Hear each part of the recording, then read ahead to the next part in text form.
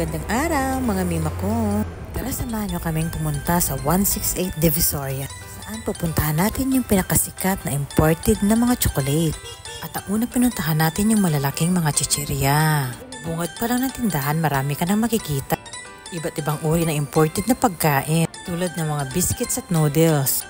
Iba't ibang uri ng almond. At marami ring cookies.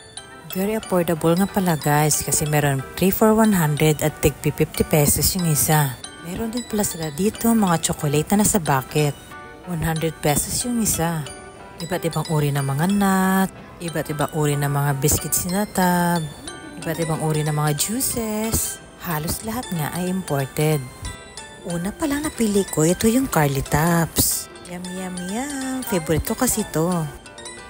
At yung next step natin, yung mga imported na mga cookies at imported na mga chichirya.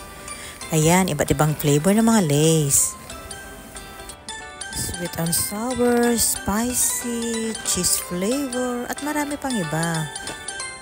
Dito naman kami sa may biscuits din ako. Usong-uso to sa mga estudyante sa eskwelahan. Meron din sila dito iba't ibang flavor nito. Strawberry at saka yung chocolate. At meron din sila mga imported na mga canned goods, iba't ibang klase nito. Meron din silang iba't ibang uri ng mga palaman. Andito na nga tayo sa mga iba't ibang uri ng mga chocolates. Meron 3 for 100, 50 pesos, 100 pesos, at marami pang ibang pagpipilian.